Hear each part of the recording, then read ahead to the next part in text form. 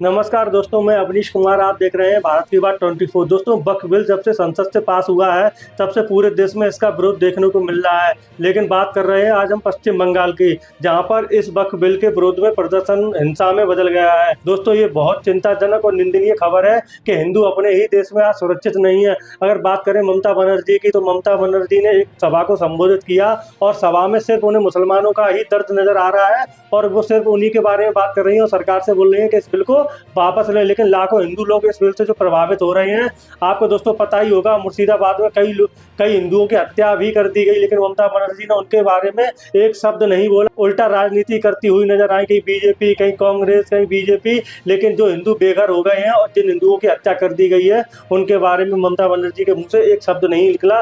दोस्तों, वोटों के चक्कर में नेता आज इतने गिर जाएंगे, ये कोई सोच भी नहीं सकता था। पार्टी अपनी जगह है, सब लोग अपनी जगह है, लेकिन देश अपनी जगह है। देश में रहने वाले लोग ही अगर सुरक्षित नहीं रहेंगे अपने देश में, तो वो कहाँ जाएंगे। आज हम बात करें अगर हिंदुओं की, तो हिंदुओं की पश्चिम बंगाल में हालत बहुत ही दयनीय है, जहाँ पर उनकी सुनने वाला कोई भी नहीं है। हम मोदी सरकार से भी अपील करना चाहेंगे कि आपकी सरकार केंद्र में है, फिर भी हिंदू प्रताड़ित हो रहा है, इसके लिए आपने क्या कदम उठाए हैं। ममता बनर्जी ने तो हिंदुओं को बिल्कुल छोड़ ही दिया है अपने हालात पर। मुसलमानों को उन्होंने इतनी छूट दे रखी है, चाहे हिंदुओं के घर को जला दें, चाहे किसी भी हिंदुओं का खुलेआम कत्ल कर दें, लेकिन ममता बनर्जी के मुंह से उप तक नहीं निकलती है। दोस्तों, जब ममता बनर्जी सभा को संबोधित करने आई तो कई लोगों ने सोचा वो उन मुस्लिमों के बारे में बोलेंगी जिन्होंने हिंसा की, लेकिन ममता बनर्जी के मुंह से उनके लिए एक शब्द नहीं निकला, जो बेहद ही निंदनीय और दुर्भाग्यपूर्ण है। आइए सुनते हैं ममता बनर्जी ने क्या कहा। अब देखिए, चंद्रबाबू नायडू चुपचाप बैठे हैं।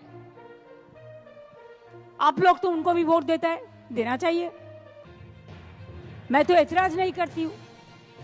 चुपचाप बैठे है नीतीश बाबू, चुपचाप बैठे है, पूरा सपोर्ट देता है। क्या थोड़ा दे देंगे बीजेपी, थोड़ा पावर दे देंगे। इसके लिए, पावर के लिए आपको दिल भी दे सकता है, आपका खून भी दे सकता है। आपको वोट देना चाहिए था, नहीं देना चाहिए था। और एक बात है, मेरा को चैलेंज है, अगर वॉकआउट एक्ट को चेंज करना है तो आप क्यों कॉन्स्टिट्यूशन अमेंडमेंट नहीं किया? 2/3 मेजोरिटी में ये एक्ट पास होना चाहिए। खाली मेजोरिटी से नहीं होता। जब कॉन्स्टिट्यूशन अमेंडमेंट होता है तो कॉन्स्टिट्यूशन अमेंडमेंट होता है 2/3 मेजोरिटी के लिए। लेकिन आप चालाकी किया है, आप कॉन्स्टिट्यूशन अमेंडमेंट नहीं करके आप एक बिल किया है। जितना तक वॉकआउट अमेंडमेंट एक्ट किया है, लेकिन कॉन्स्टिट्यूशन अमेंडमेंट नहीं किया।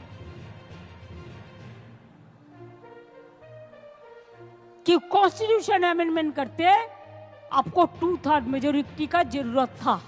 बीजेपी बाहर का गुंडा लेकर, ये उसका प्लान है, उसका पहले प्लान था रामनवमी का दिन में करने के लिए, लेकिन आप लोगों ने वो प्लान भेज दिया है। आप लोगों ने जॉइंटली कर दिया। आपको बहुत बहुत सैल्यूट है इसी के लिए। चालाकी से काम लीजिए। और ये भी एक है, हर समाज में कुछ कुछ गद्दार होता है, वो भी रुपया लेके जो डाल में बैठते हैं उसको ही काटता है। अरे रुपया तो इंसान क्यों जन्म लेता है? आज है तो कल नहीं है।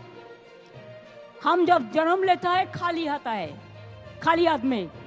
आज जब चला जाता है तब भी खाली हाथ में चला जाता है। तो इतना लोभ करने का जरूरत क्या है?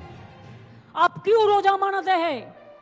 अल्लाह ताला के पास आप दुआ मांगते हैं, शांति के लिए, सुख के लिए, सबको लिए, विश्व शांति के लिए। तो आप हमको बोलिए, आपको अगर मूवमेंट करना है, आप इंडोर स्टेडियम में करो ना, अंदर में करो ना, कोई तो मना नहीं किया। लेकिन बाहर में क्यों आप इसके फंसा है, इसमें फंसा है?